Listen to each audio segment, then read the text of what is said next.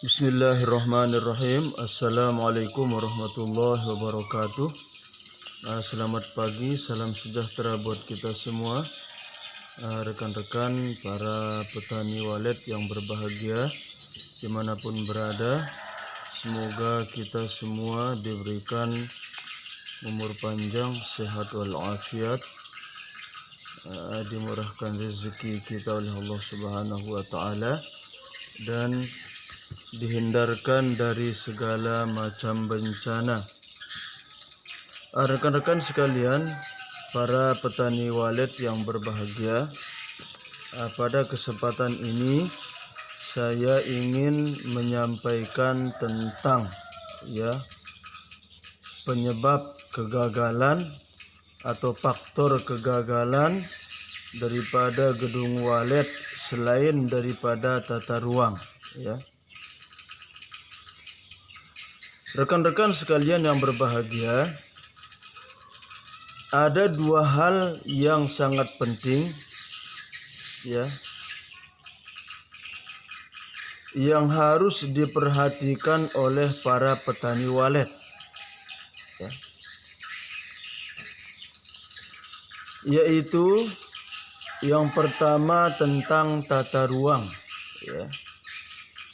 tata ruang, kemudian tata suara,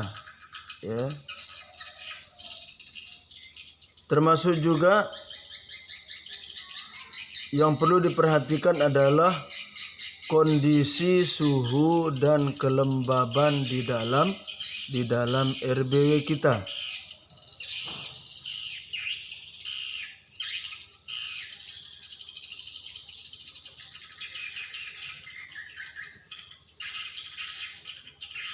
Di dalam beberapa video sebelumnya,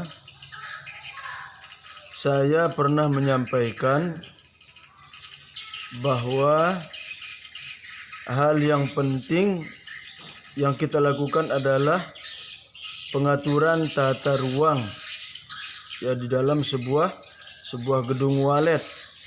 Nah, di dalam pengaturan tata ruang ini intinya adalah akses keluar masuk daripada burung walet itu, baik itu akses dari LMB, kemudian akses di roping room, ruang putar, begitu juga ke akses yang menuju ke nesting room atau ruang inap.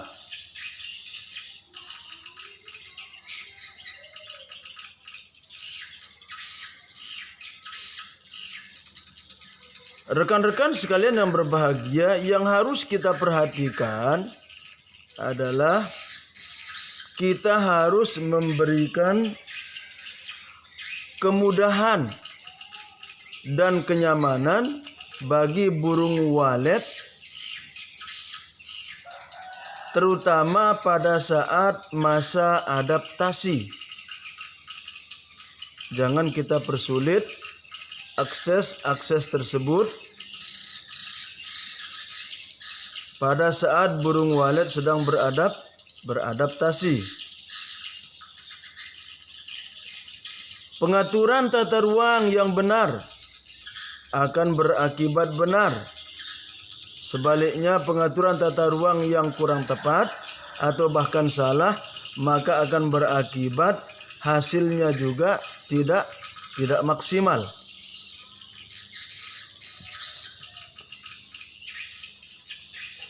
Rekan-rekan sekalian yang berbahagia, pada kasus yang sering ditemui, kadang-kadang walet mudah masuk ke nesting room, walet mudah masuk ke ruang inap, lantai atas saja. Namun pada lantai dasar atau lantai bawah, populasi walet yang bersarang sangat sedikit, bahkan tidak ada sama sekali yang mau turun ke lantai bawah. Padahal jika diukur angka kelembaban lantai bawah itu sangat oke, sangat bagus, sangat tepat. Tetapi mengapa walet justru banyak yang membuat sarang atau bersarang di lantai atas saja? Kenapa itu bisa terjadi? Nah, itu bisa terjadi karena sulitnya akses turun burung walet di lubang poid tersebut. Sulitnya burung turun menuju ke lantai bawah di poid tersebut, sehingga hanya sedikit sekali yang berhasil menjangkau lantai dasar atau lantai bawah. Maka rekan-rekan sekalian yang berbahagia, poid itu, poid atau lubang terjun yang kita bikin harus memberikan kemudahan dan kenyamanan bagi walet untuk bisa menjangkau ke semua lantai. Nah itu rekan-rekan sekalian ya. Harus kita berikan kemudahan, keleluasaan bagi burung untuk menjangkau di semua lantai, terutama lantai bawah. Nah jadi kembali kepada permasalahan, jika semua hal berkaitan dengan tata ruang, juga akses ke setiap nesting room dan semua lantai sudah oke, termasuk iklim mikro ya yang sudah memenuhi syarat. Hal terpenting yang kedua setelah tadi adalah setelah umpama akses masuknya mulai dari LMB-nya, kemudian akses roping room-nya, kemudian poid-nya, begitu juga menuju ke akses menuju ke nesting room atau ruang inap. Nah, selain daripada itu, hal yang perlu diperhatikan adalah pengaturan tata suara. Ini rekan-rekan sekalian ya. Pengaturan tata suara.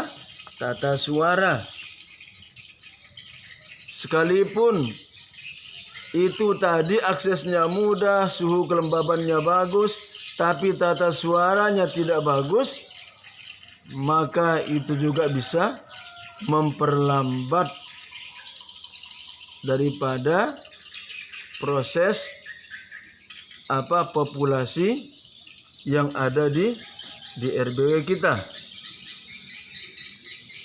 Seperti yang telah kita pahami bersama bahwa untuk memanggil burung walet masuk ke sebuah gedung, kita memerlukan suara panggil atau SP yang memancar dari LMB ya. Suara panggil ini tentu harus suara panggil yang bagus dan berkualitas, yang sudah terbukti, sudah teruji di beberapa tempat ya. Jangan asal-asalan, asal dapat suara coba, siapa tahu di dalam situ ada tercampur suara ceklok atau suara apa yang tidak bagus. Jadi akhirnya galau yang kita alami. Itu betul-betul kita harus mencari suara yang betul-betul yang berkualitas.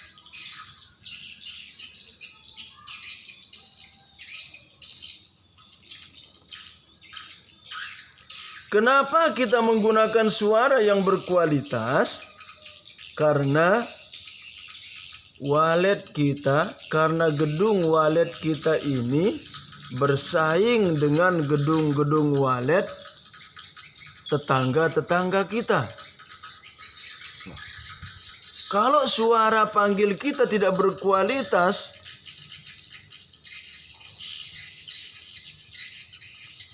maka burung walet akan sulit untuk mendatangi gedung kita.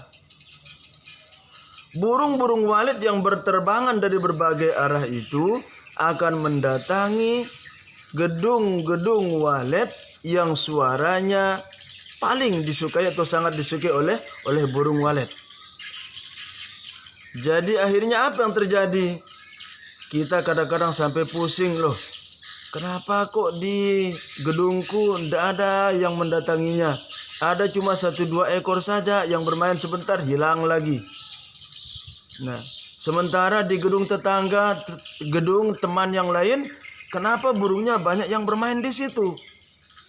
Nah, ini adalah akibat daripada SP atau suara panggil yang kita gunakan kurang bagus atau kurang berkualitas.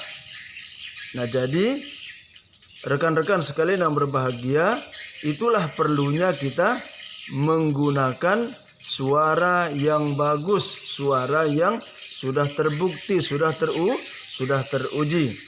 Nah, jadi perlu kita berhati-hati dalam memilih suara. Nah, rekan-rekan sekalian yang berbahagia, suara yang bagus, suara yang berkualitas sudah banyak, ya. Banyak yang sudah beredar di video ataupun di Facebook, di rekan-rekan kita para senior ataupun para konsultan, ya. Ada suara yang bermahar, adapun suara yang tidak bermahar. Sekalipun tidak bermahar tetapi kualitasnya sangat bagus, itu bisa kita pakai.